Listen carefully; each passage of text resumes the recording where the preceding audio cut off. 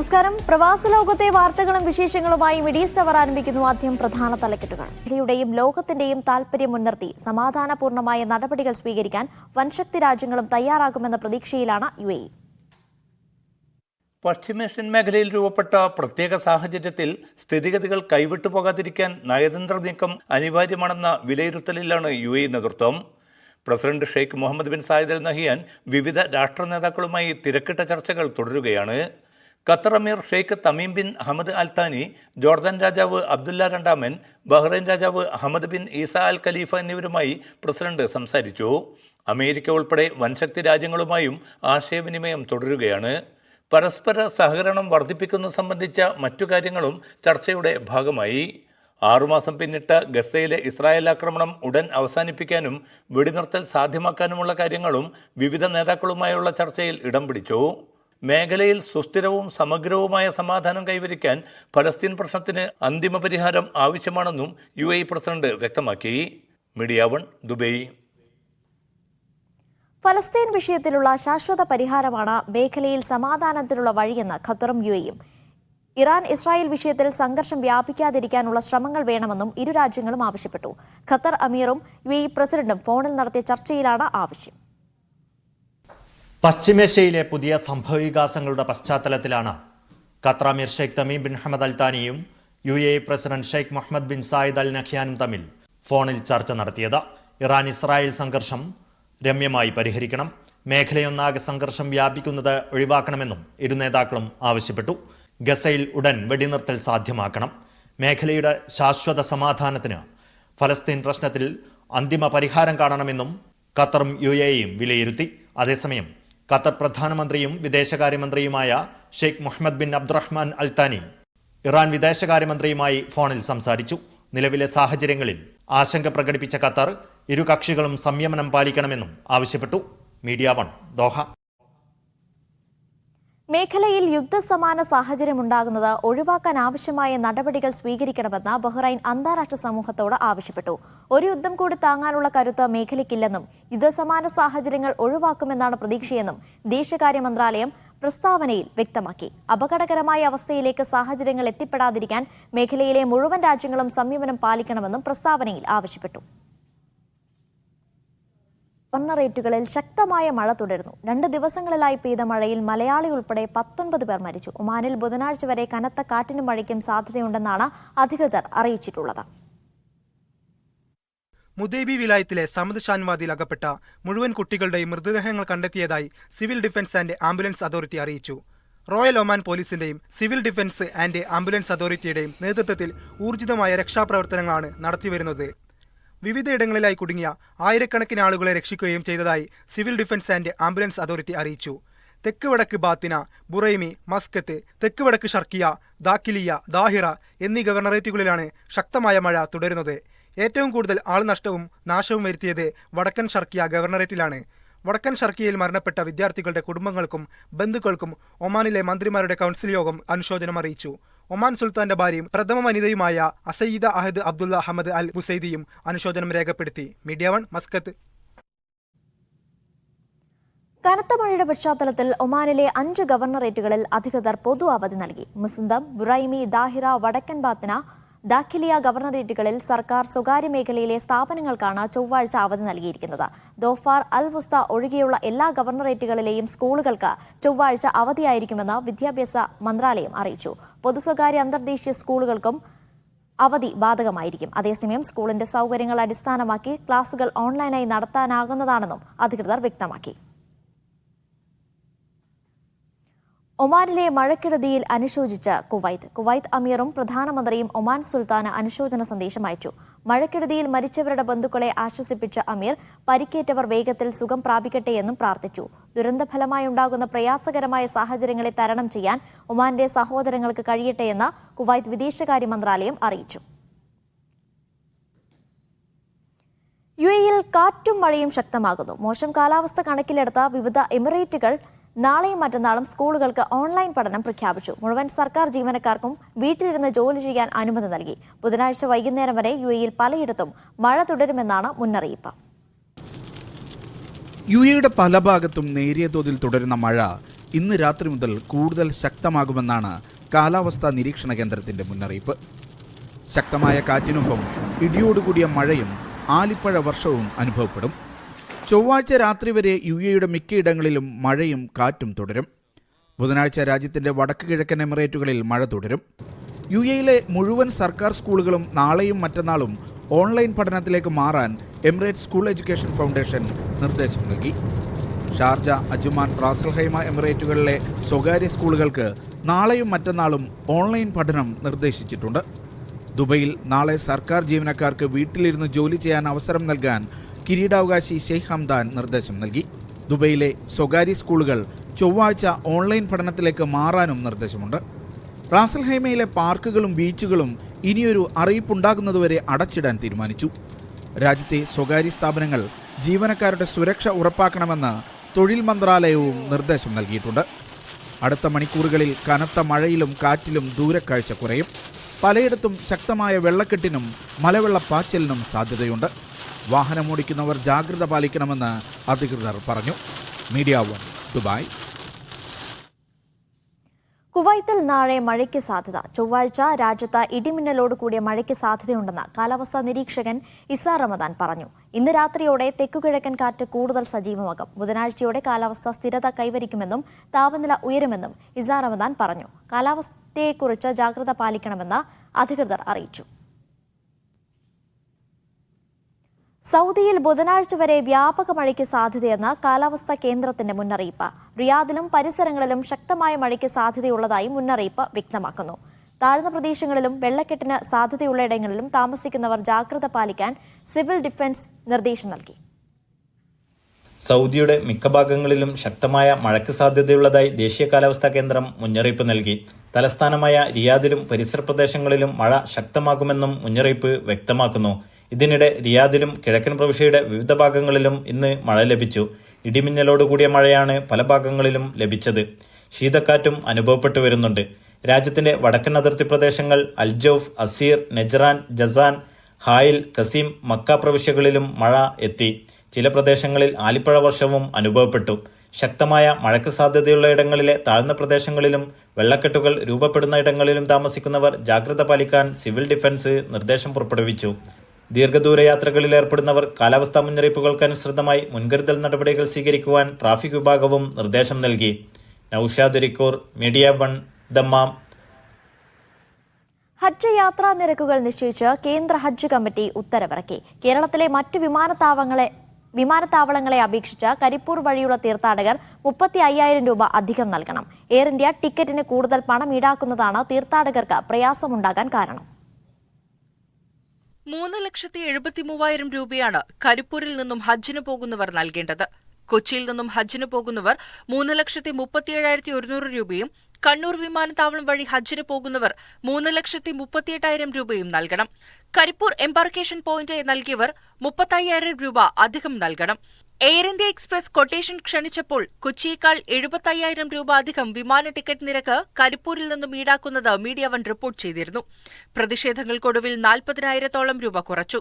ഹജ്ജ് committee ഉത്തരവായി ഇറക്കിയതോടെ ഇനി വിമാന ടിക്കറ്റ് നിരക്ക് കുറയാനുള്ള സാധ്യതയില്ല. മീഡിയ 1 മലപ്പുറം. ഈ വർഷം ഉംറയ്ക്കെത്തുന്നവർ ജൂൺ 6 മുമ്പ് സൗദിയിൽ നിന്ന് മടങ്ങിയാൽ മതിയെന്ന് ഹജ്ജ് ഉംറ മന്ത്രാലയം വ്യക്തമാക്കി. ഉംറ വിസയിൽ രേഖപ്പെടുത്തിയ തീയതി പ്രകാരമാണ് തീർത്ഥാടകർ സൗദിയിൽ നിന്ന് മടങ്ങേണ്ടത്. ദുൽഖഅദ് 15-നുള്ളിൽ എല്ലാ ഉംറ തീർത്ഥാടകരും സൗദിയിലേക്ക് പ്രവേശിക്കേണ്ടതാണ്. 2 തവണയായി മന്ത്രാലയം നൽകിയ വിവരങ്ങളാണ് ഉംറ വിസയിലെ അവ്യക്തതകൾക്ക് കാരണമായത്. സൗദിയിൽ ഉംറയ്ക്കെത്തിയവർക്ക് മടങ്ങാനുള്ള അവസാന തീയതി ജൂൺ 6 അഥവാ ദുൽഖഅദ് 29 ആയിരുന്നു. എന്നാൽ ഇന്നലെ മന്ത്രാലയം നൽകിയ വിവരങ്ങളാണ് സംശയങ്ങൾക്ക് കാരണമായത്. ഇന്ന് മന്ത്രാലയം എക്സ് പ്ലാറ്റ്ഫോമിൽ നൽകിയ വിശദീകരണം വിഷയത്തിലെ സംശയങ്ങൾ നീക്കി. 90 ദിവസമാണ് ഉംറ വിസകളുടെ കാലാവധി. എന്നാൽ ഹജ്ജ് അടുക്കുന്ന സാഹചര്യത്തിൽ കാലാവധിയുണ്ടെങ്കിലും ദുൽഖഅദ് 29 വരെ മാത്രമേ സൗദിയിൽ തങ്ങാൻ അനുമതിയുള്ളൂ. ഹജ്ജിനായി തീർത്ഥാടകർ എത്തുന്ന സാഹചര്യത്തിലാണിത്. ഇതനുസരിച്ച് ഈ വർഷം ഉംറക്കെത്തുന്നവർക്ക് വിസ കാലാവധിയുണ്ടെങ്കിൽ പരമാവധി ജൂൺ 6 അഥവാ ദുൽഖഅദ് 29 വരെ സൗദിയിൽ തങ്ങാം. ഇക്കാര്യം മന്ത്രാലയം ഇന്ന് വ്യക്തമാക്കിയിട്ടുണ്ട്. ഇതോടെ പ്രവാസികൾക്കുണ്ടായ ആശങ്കയും നീങ്ങി. ഇതുവരെ ദുൽഖഅദ് 29 മുമ്പ് ഏത് സമയം വരെയും ഉംറക്കാർക്ക് സൗദിയിലേക്ക് പ്രവേശിക്കാമായിരുന്നു. ഇതിലും ഇന്നലത്തെ വിശദീകരണ പ്രകാരം മാറ്റം വന്നു. എല്ലാ വർഷവും ദുൽഖഅദ് 14 വരെ മാത്രമേ ഉംറ വിസയിൽ സൗദിയിലേക്ക് പ്രവേശിക്കാൻ അനുവാദമുള്ളൂ. അതായത് ഉംറ കാലാവധി അവസാനിക്കുന്നതിന്റെ 15 ദിവസം മുന്നേ സൗദിയിലെത്തണം. ഉംറ വിസകളുടെ കാലാവധി 90 ദിവസമാണ്. സാധാരണ രീതി പ്രകാരം സൗദിയിലേക്ക് തീർത്ഥാടകർ പ്രവേശിക്കുന്നത് മുതലാണ് ഇത് കണക്കാക്കുക. എന്നാൽ ഇന്നലത്തെ വിശദീകരണമനുസരിച്ച് വിസ അനുവദിക്കുന്നത് മുതൽ തന്നെ ഉംറ കാലാവധിയായ 90 ദിവസം കണക്കാക്കുമെന്നാണ് പറഞ്ഞിരിക്കുന്നത്. ഇക്കാര്യത്തിൽ വ്യക്തതക്കായി കാത്തിരിക്കുകയാണെന്ന് മക്കയിലെ ഉംറ ഏജൻസികൾ മീഡിയ വണ്ണിനോട് പറഞ്ഞു. Media one, Jeddah. അബ്ദുൾ റഹീമിന്റെ വധശിക്ഷ റദ്ദ് ചെയ്യാനുള്ള അപ്പീൽ സൗദിയിലെ റിയാദിലുള്ള കോടതി ഫയലിൽ സ്വീകരിച്ചു. ദിയാദനം നൽകാൻ കുടുംബവുമായി ധാരണയായ വിവരം അറിയിച്ചും വധശിക്ഷ റദ്ദ് ചെയ്യണമെന്നാവശ്യപ്പെട്ടുമാണ് ഹർജി. സൗദി ആഭ്യന്തര മന്ത്രാലയം ഇത് സംബന്ധിച്ച റിപ്പോർട്ട് കോടതിക്ക് നൽകിയതിനു ശേഷമായിരിക്കും കോടതി ഉത്തരവുണ്ടാക്കുക. റഹീമിന്റെ മോചനത്തിനുള്ള പണം സൗദിയിലെത്തിക്കാനുള്ള ശ്രമവും ഊർജിതമാണ്. ഇന്ത്യൻ എംബസി ഉദ്യോഗസ്ഥൻ യൂസുഫ് കാക്കഞ്ചേരിയും റഹീമിന്റെ കുടുംബത്തിന്റെ പവർ ഓഫ് അറ്റോർണിയായ സിദ്ദിഖ് തുപ്പൂരുമാണ് റഹീമിന്റെ മോചനത്തിനായുള്ള ഹർജി കോടതിയിൽ സ്വീകരിച്ചത് അറിയിച്ചത്. പ്രതിഭാഗം വക്കീലും ഇക്കാര്യം ധരിപ്പിച്ചിട്ടുണ്ട്. ഇനി കോടതിയുടെ മറുപടിക്കായുള്ള കാത്തിരിപ്പാണ്. സൗദി ആഭ്യന്തര മന്ത്രാലയം ഇത് സംബന്ധിച്ച റിപ്പോർട്ട് കോടതിക്ക് കൈമാറും. ഇതിനുശേഷമായിരിക്കും കോടതിയുടെ ഉത്തരവുണ്ടാവുക.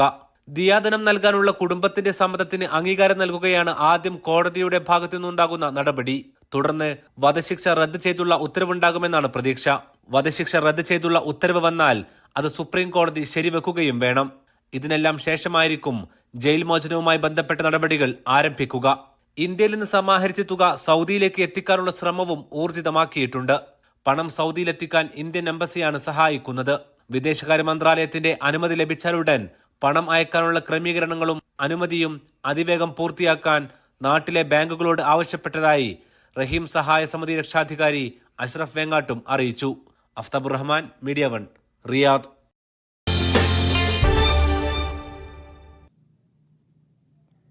കുവൈത്തിൽ പുതിയ പ്രധാനമന്ത്രിയായി ഷെയ്ഖ് അഹമ്മദ് അബ്ദുള്ള അൽ അഹമ്മദ് അസബാഹിനെ നിയമിച്ചു. അമീർ ഷെയ്ഖ് മിഷൽ അഹമ്മദ് ജാബിർ അസബാഹാണ് ഇത് സംബന്ധിച്ച ഉത്തരവ് പുറത്തിറക്കിയത്.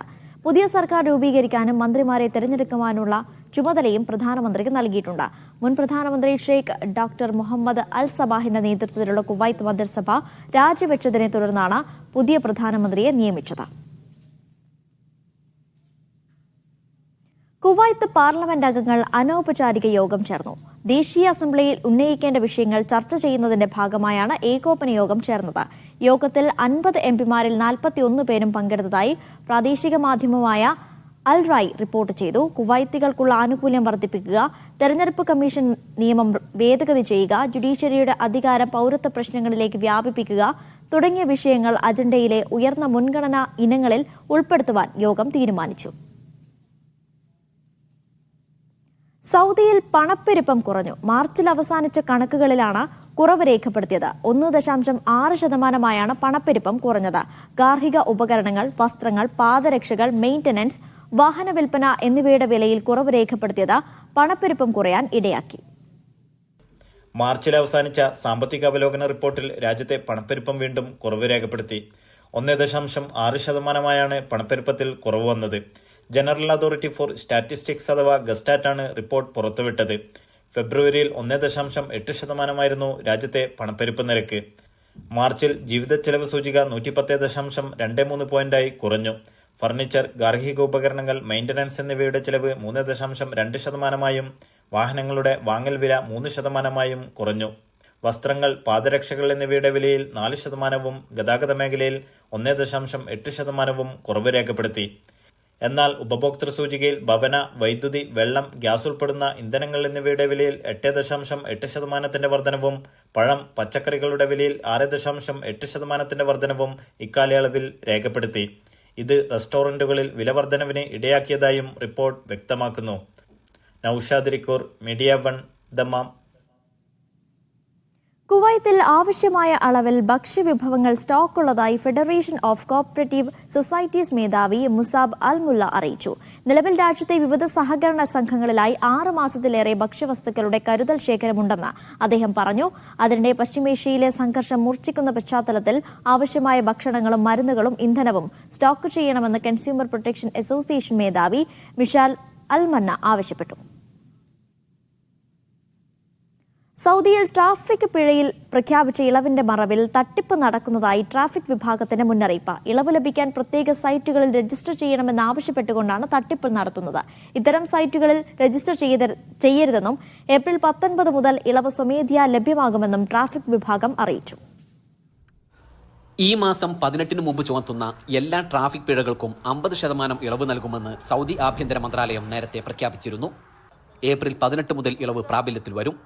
ഒക്ടോബർ 18 വരെ 6 മാസം ഇത് തുടരും. ഈ കാലയളവിനുള്ളിൽ പിഴ അടക്കുന്നവർക്കാണ് 50% ഇളവ് ലഭിക്കുക. എന്നാൽ പിഴയിൽ ഇളവ് ലഭിക്കാൻ പ്രത്യേകമായി ഏതെങ്കിലും സൈറ്റുകളിലോ ലിങ്കുകളിലോ രജിസ്റ്റർ ചെയ്യേണ്ടതില്ലെന്ന് ട്രാഫിക് വിഭാഗം അറിയിച്ചു. കൂടാതെ ഇളവ് ലഭിക്കാനായി ട്രാഫിക് ഡയറക്ടറേറ്റിന്റെ ആസ്ഥാനത്തോ മറ്റേതെങ്കിലും ഓഫീസുകളിലോ നേരിട്ട് വരേണ്ടതുമില്ല. സദ്ദാദ് വഴിയോ ഇഫാത്ത് പ്ലാറ്റ്ഫോം വഴിയോ സാധാരണ പോലെ പിഴ അടച്ചാൽ മതിയാകും. ഇങ്ങനെ പിഴയടക്കാൻ ശ്രമിക്കുന്നവർക്ക് ഏപ്രിൽ 18 മുതൽ പിഴയിൽ ഇളവ് കാണാനാകും. എന്നാൽ 18 മുമ്പ് പിഴയടക്കാൻ ശ്രമിക്കുന്നവർക്ക് ഇളവ് കാണാനാകില്ലെന്നും അധികൃതർ വ്യക്തമാക്കി. ട്രാഫിക് പിഴയിൽ ഇളവ് ലഭിക്കാൻ പ്രത്യേക ലിങ്കുകളിൽ രജിസ്റ്റർ ചെയ്യണമെന്നാവശ്യപ്പെട്ടുകൊണ്ട് സമൂഹ മാധ്യമങ്ങളിൽ തെറ്റായ വാർത്തകൾ പ്രചരിച്ചു തുടങ്ങിയ സാഹചര്യത്തിലാണ് ട്രാഫിക് വിഭാഗം ഇക്കാര്യം വ്യക്തമാക്കിയത്. ഇത്തരം വ്യാജ ലിങ്കുകളിലും സൈറ്റുകളിലും രജിസ്റ്റർ ചെയ്ത് വഞ്ചിതരാകരുതെന്നും ഇക്കാര്യം ആവശ്യപ്പെട്ടുകൊണ്ട് ഉദ്യോഗസ്ഥരാരും ഫോണിൽ ബന്ധപ്പെടില്ലെന്നും ട്രാഫിക് വിഭാഗം അറിയിച്ചു. Media 1 Jeddah. അനധികൃതമായി ഗ്യാസ് സിലിണ്ടർ വിതരണത്തിന് ഉപയോഗിച്ചിരുന്ന യാത്രാവാഹനം ദുബായ് പോലീസ് പിടിച്ചെടുത്തു. സുരക്ഷാ മാനദണ്ഡങ്ങൾ പാലിക്കാതെ അനധികൃതമായി ഗ്യാസ് വിതരണം നടത്തിയിരുന്നയാളാണ് പിടിയിലായത്. തുറന്ന വാഹനങ്ങളിൽ പ്രത്യേക മുന്നറിയിപ്പ് പ്രദർശിച്ച് മാത്രമേ ദുബായിൽ ഗ്യാസ് സിലിണ്ടറുകൾ കൊണ്ടുപോകാൻ അനുവദിക്കുകയുള്ളൂ എന്നും പോലീസ് അറിയിച്ചു. സർവകലാശാലകളുടെ ആഗോള റാങ്കിങ്ങിൽ വലിയ മുന്നേറ്റം നടത്തി അബുദാബി യൂണിവേഴ്സിറ്റി. മുൻ വർഷത്തേക്കാൾ 163 സ്ഥാനം മുന്നിലെത്താൻ സാധിച്ചതായി യൂണിവേഴ്സിറ്റി അധികൃതർ പറഞ്ഞു. വേൾഡ് യൂണിവേഴ്സിറ്റി റാങ്കിങ്ങിലാണ് അബുദാബി യൂണിവേഴ്സിറ്റിയുടെ മികച്ച പ്രകടനം. സാമൂഹിക ശാസ്ത്രത്തിലും മാനേജ്മെന്റ് പഠനത്തിലുമാണ് വലിയ മുന്നേറ്റം നടത്തിയത്. UAEയിൽ ഒന്നാമതെത്തിയ അബുദാബി സർവകലാശാല ആഗോളതലത്തിൽ 163 സ്ഥാനങ്ങൾ മെച്ചപ്പെടുത്തി 288ാമത് റാങ്ക് കരസ്ഥമാക്കി. ബിസിനസ് പഠനത്തിൽ ആഗോളതലത്തിൽ 151ാമത് റാങ്കും മാനേജ്മെന്റ് വിഭാഗത്തിൽ 200ാം റാങ്കും കരസ്ഥമാക്കി. എഞ്ചിനീയറിംഗിൽ മെക്കാനിക്കൽ, എയറോനോട്ടിക്കൽ, മാനുഫാക്ചറിംഗ് വിഷയങ്ങളിൽ 50 സ്ഥാനങ്ങൾ മുന്നേറിയതായും യൂണിവേഴ്സിറ്റി അധികൃതർ പറഞ്ഞു. 401, 450 റാങ്കുകളാണ് ഈ വിഷയങ്ങളിൽ പ്രത്യേകമായി അബുദാബി യൂണിവേഴ്സിറ്റി കരസ്ഥമാക്കിയത്. Media 1 Abu Dhabi. UAEയിലെ ഏഷ്യൻ വിദ്യാലയങ്ങൾ അവധിക്ക് ശേഷം ഇന്ന് തുറന്നു. വിവിധ സ്കൂളുകൾ പ്രവേശനോത്സവം സംഘടിപ്പിച്ചാണ് പുതിയ കുട്ടികളെ വരവേറ്റത്. അൽ ഐൻ ഒയാസിസ് ഇന്റർനാഷണൽ സ്കൂളിൽ ബലൂണുകളും തോരണങ്ങളും ഒരുക്കിയായിരുന്നു പ്രവേശനോത്സവം. ഇതിനൊപ്പം ലോക കലാദിനവും ആഘോഷിച്ചു. സ്കൂൾ അങ്കണത്തിൽ ചിത്രകലാ പ്രദർശനവും സംഘടിപ്പിച്ചു. School principal CK Manaf, academic coordinator Smitha Vimal എന്നിവർ ചിത്രകലാ പ്രദർശനം ഉദ്ഘാടനം ചെയ്തു. പ്രമുഖ റീറ്റെയിലറായ Lulu hypermarket Hala shop and win promotion വിജയികൾക്കുള്ള സമ്മാനങ്ങൾ വിതരണം ചെയ്തു. കുവൈത്ത് അൽ റൈ ഔട്ട്ലെറ്റിൽ നടന്ന ചടങ്ങിൽ നിസാൻ പെട്രോളും നിസാൻ എക്സ് ട്രയലും സമ്മാനിച്ചു. 30 ഭാഗ്യശാലികൾക്ക് iPhone 15 പ്രോയും സമ്മാനമായി നൽകി. ഫെബ്രുവരി 1 മുതൽ മാർച്ച് 16 വരെ ഹൈപ്പർ മാർക്കറ്റിലെ എല്ലാ ഔട്ട്ലെറ്റുകളുമായാണ് ഹാല ഷോപ്പ് ആൻഡ് വിൻ പ്രൊമോഷൻ നടന്നത്. ലുലു ഹൈപ്പർ മാർക്കറ്റ് കുവൈത്ത് ഉന്നത മാനേജ്മെന്റ് പ്രതിനിധികൾ സമ്മാനങ്ങൾ കൈമാറി. കുവൈത്ത് വാണിജ്യ വ്യവസായ മന്ത്രാലയത്തിൽ മന്ത്രാലയ ഉദ്യോഗസ്ഥരുടെയും ലുലു ഉന്നത മാനേജ്മെന്റ് പ്രതിനിധികളുടെയും സാന്നിധ്യത്തിലാണ് നറുക്കെടുപ്പ് നടന്നത്. ഒരിടവേള കൂടി. കുവൈത്ത് ജൂബിലി വേദ മഹാവിദ്യാലയത്തിന്റെ ആഭിമുഖ്യത്തിൽ ബിരുദദാന ചടങ്ങ് സംഘടിപ്പിച്ചു. മലങ്കര ഓർത്തഡോക്സ് സുറിയാനി സഭ സൺഡേ സ്കൂളിൽ 10-12 ക്ലാസുകളിൽ വിജയിച്ച കുട്ടികൾക്കും വേദ പ്രവീൺ ഡിപ്ലോമ നേടിയ അധ്യാപകർക്കുമാണ് സർട്ടിഫിക്കറ്റും മെമന്റോയും വിതരണം ചെയ്തത്. നാഷണൽ ഇവാഞ്ചലിക്കൽ ദേവാലയത്തിൽ നടന്ന ചടങ്ങിൽ ഡോക്ടർ ഫിലിപ്പ് വർഗീസ് മുഖ്യപ്രഭാഷണം നടത്തി. ഫാദർ ഡോക്ടർ ബിജു ജോർജ് പാറയ്ക്കൽ അധ്യക്ഷത വഹിച്ചു. Shibu P. Alex, Eby Samuel, father Liju K. Ponnachan എന്നിവർ സംസാരിച്ചു.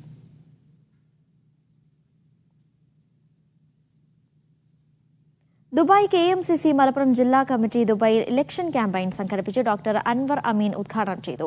സിദ്ദിഖ് കാലോടി അധ്യക്ഷത വഹിച്ചു. ഹാഷിഖ് തൈക്കണ്ടി മുഖ്യപ്രഭാഷണം നടത്തി. ആർ ഷുക്കൂർ, KPA സലാം എന്നിവർ സംസാരിച്ചു. നാസർ എടപ്പറ്റ, ഇബ്രാഹിം പട്ടംകുളം, OT സലാം എന്നിവർ നേതൃത്വം നൽകി. ഇലക്ഷൻ പോസ്റ്റർ ഡിസ്പ്ലേ, ഡോക്യുമെന്ററി പ്രദർശനം എന്നിവയും നടന്നു. സമ്പൂർണ്ണ വനിതാ ശാക്തീകരണം എന്ന പ്രമേയവുമായി KMCC ഖത്തർ സംസ്ഥാന വനിതാ വിംഗ് സംഘടിപ്പിക്കുന്ന ഹെർ ഇംപാക്ട് ക്യാമ്പയിന് തുടക്കം. KMCC ഖത്തർ സംസ്ഥാന പ്രസിഡന്റ് ഡോക്ടർ അബ്ദുൽ സമദ് ഉദ്ഘാടനം ചെയ്തു. വിമൻസ് വിംഗ് സംസ്ഥാന പ്രസിഡന്റ് സമീറ അബ്ദുൽ നാസർ അധ്യക്ഷത വഹിച്ചു. പാതി വഴിയിൽ പഠനം മുടങ്ങിയവർക്ക് തുടർ പഠനം അടക്കമുള്ള വിവിധ പദ്ധതികളാണ് 6 മാസം നീണ്ടു നിൽക്കുന്ന ഹെർ ഇംപാക്റ്റിലൂടെ നിർവഹിക്കുന്നത്. ദിയ മുംതാസ്, റോഷ്ന അബ്ദുൽ ജലീൽ, സലീന കുളത്ത, സമീറ അൻവർ തുടങ്ങിയവർ സംസാരിച്ചു. വനിതകൾക്കായി ലോകത്തിലെ ഏറ്റവും വലിയ ഇൻഡോർ ഫിറ്റ്നസ് റേസായ ഹൈറോക്സ് സംഘടിപ്പിക്കാനൊരുങ്ങി ഖത്തർ. മെയ് 10, 11 തീയതികളിലായാണ് മത്സരം നടക്കുന്നത്. ഇതാദ്യമായാണ് ഹൈറോക്സ് ഖത്തറിലെത്തുന്നത്. വനിതകൾക്ക് മാത്രമായി ഇൻഡോർ ഫിറ്റ്നസ് റേസായ ഹൈറോക്സിന് വേദിയൊരുക്കുകയാണ് ഖത്തർ. മെയ് 10 മുതൽ 11 വരെ ആസ്പയർ ഡോമിലാണ് ഫിറ്റ്നസ് റേസ് സംഘടിപ്പിക്കുന്നത്. ഫിറ്റ്നസും വിനോദവും ഒരുമിച്ച് ചേർന്ന അനുഭവമാണ് ഹൈറോക്സിന്റെ പ്രത്യേകത. ആസ്പയർ സോൺ ഫൗണ്ടേഷൻ സംഘടിപ്പിക്കുന്ന ഹൈറോക്സ് ഫിറ്റ്നസ് റേസിൽ പങ്കെടുക്കാൻ താൽപ്പര്യമുള്ളവർക്ക് hyroxme.com എന്ന വെബ്സൈറ്റ് വഴി രജിസ്റ്റർ ചെയ്യാം. പ്രായഭേദമന്യേ എല്ലാ വനിതകൾക്കും ഹൈറോക്സിൽ പങ്കെടുക്കാം. ആവേശകരമായ അനുഭവത്തോടൊപ്പം പങ്കെടുക്കുന്നവരെ കാത്തിരിക്കുന്നത് $35,000 സമ്മാനത്തുകയാണ്. Media 1 Doha. Dammam Kozhikode Thekkepuram കൂട്ടായ്മ ഈദ് സംഗമം സംഘടിപ്പിച്ചു. കുടുംബങ്ങൾ ഉൾപ്പെടെ നിരവധി പേർ പങ്കെടുത്തു. കുട്ടികൾക്കും മുതിർന്നവർക്കുമായി ക്വിസ് മത്സരം സംഘടിപ്പിച്ചു. വിജയികൾക്ക് സമ്മാനങ്ങൾ വിതരണം ചെയ്തു. സൗദി ജയിലിൽ കഴിയുന്ന കോഴിക്കോട് സ്വദേശി അബ്ദുറഹീമിന്റെ മോചനത്തിനായി കൂട്ടായ്മ അംഗങ്ങളിൽ നിന്നും ധനസമാഹരണം നടത്തി. അൽതാഫ് മുനീർ, ആദം ഒജി എന്നിവർ സംസാരിച്ചു. സാബിദ് ജലീൽ, ബിച്ചു, കോയ ഹസൻ എന്നിവർ നേതൃത്വം നൽകി. Sheikh Koya al Qasimi association Kuwait ഹജ്ജ് പഠന ക്ലാസ് സംഘടിപ്പിച്ചു. മെട്രോ മെഡിക്കൽ ഗ്രൂപ്പ് കോർപ്പറേറ്റ് ഹാളിൽ നടന്ന class Jamiyyathul Bayan chairman Sheikh Saud Mohammed al Otaibi ഉദ്ഘാടനം ചെയ്തു. മുനീർ കാസിമി അൽ ഹസനി ഹജ്ജ് പഠന ക്ലാസിന് നേതൃത്വം നൽകി. ജിയാഷ് അബ്ദുൽ കരീം അധ്യക്ഷത വഹിച്ചു. മുസ്താഫ കരി ഈദ് സന്ദേശം നൽകി. റമളാൻ പ്രൊജക്ടിൽ വിജയികളായ മദ്രസ വിദ്യാർത്ഥികൾക്കുള്ള സമ്മാനങ്ങൾ ചടങ്ങിൽ വിതരണം ചെയ്തു. യൂസുഫുൽ ഹാദി, മുസ്തഫ മൗലവി എന്നിവർ പരിപാടികൾക്ക് നേതൃത്വം നൽകി. അബുദാബി മലപ്പുറം ജില്ലാ KMCC ഈദ് പ്രോഗ്രാം സംഘടിപ്പിച്ചു. ദാന റാസിഖ്, അൻസാർ കുർഷി, ബാദുഷ തുടങ്ങിയവർ ഷവ്വാൽ നിലാവ് എന്ന പ്രോഗ്രാമിൽ ഗാനങ്ങൾ ആലപിച്ചു. അസീസ് കാളിയാടൻ അധ്യക്ഷത വഹിച്ചു. ഷുക്കൂർ അലി കല്ലുങ്ങൽ ഉദ്ഘാടനം ചെയ്തു. മുഹമ്മദ് കളിപ്പാട്ടിൽ അബ്ദുഹാജി എന്നിവരെയും കമ്മ്യൂണിറ്റി പോലീസ് വോളണ്ടിയർമാരെയും ചടങ്ങിൽ ആദരിച്ചു. നൌഷാദ് തൃപ്രങ്ങോട്, അഷ്റഫ് അലി എന്നിവർ മേൽനോട്ടം വഹിച്ചു. PWD retired chief engineer Ajith Muhammad അന്തരിച്ചു. തിരുവനന്തപുരം വട്ടിയൂർക്കാവ് സ്വദേശിയാണ്. മുസ്ലിം അസോസിയേഷൻ ആജീവനാന്ത അംഗമാണ്. ഖബറടക്കം നാളെ രാവിലെ 8 മണിക്ക് പാളയം ജുമാ മസ്ജിദ് ഖബർസ്ഥാനിൽ നടക്കും. ഇനി നോക്കാം വിനിമയ നിരക്ക്. സൗദി റിയാൽ 22 രൂപ 26 പൈസ, UAE ദിർഹം 22 രൂപ 74 പൈസ, ഖത്തർ റിയാൽ 22 രൂപ 94 പൈസ, ഒമാനി റിയാൽ 216 രൂപ 93 പൈസ, കുവൈത്ത് ദിനാർ 271 രൂപ 12 പൈസ, ബഹ്റൈൻ ദിനാർ 221 രൂപ 62 പൈസ. ഇനി നോക്കാം വിവിധ ഗൾഫ് നഗരങ്ങളിലെ താപനില. ദുബായ് കുറഞ്ഞ താപനില 25 ഡിഗ്രി സെൽഷ്യസ്, കൂടിയ താപനില 34 ഡിഗ്രി സെൽഷ്യസ്. അബുദാബി കുറഞ്ഞ താപനില 24 ഡിഗ്രി സെൽഷ്യസ്, കൂടിയ താപനില 36 ഡിഗ്രി സെൽഷ്യസ്. മസ്കത്ത് കുറഞ്ഞ താപനില 26 ഡിഗ്രി സെൽഷ്യസ്, കൂടിയ താപനില 31 ഡിഗ്രി സെൽഷ്യസ്. സലാല കുറഞ്ഞ താപനില 28 ഡിഗ്രി സെൽഷ്യസ്, കൂടിയ താപനില 32 ഡിഗ്രി സെൽഷ്യസ്. ദോഹ കുറഞ്ഞ താപനില 18 ഡിഗ്രി സെൽഷ്യസ്, കൂടിയ താപനില 34 ഡിഗ്രി സെൽഷ്യസ്. കുവൈറ്റ് സിറ്റി കുറഞ്ഞ താപനില 22 ഡിഗ്രി സെൽഷ്യസ്, കൂടിയ താപനില 27 ഡിഗ്രി സെൽഷ്യസ്. റിയാദ് കുറഞ്ഞ താപനില 17 ഡിഗ്രി സെൽഷ്യസ്, കൂടിയ താപനില 33 ഡിഗ്രി സെൽഷ്യസ്. ജിദ്ദ കുറഞ്ഞ താപനില 23 ഡിഗ്രി സെൽഷ്യസ്, കൂടിയ താപനില 32 ഡിഗ്രി സെൽഷ്യസ്. ദമാം കുറഞ്ഞ താപനില 21 ഡിഗ്രി സെൽഷ്യസ്, കൂടിയ താപനില 29 ഡിഗ്രി സെൽഷ്യസ്. മനാമ കുറഞ്ഞ താപനില 23 ഡിഗ്രി സെൽഷ്യസ്, കൂടിയ താപനില 32 ഡിഗ്രി സെൽഷ്യസ്.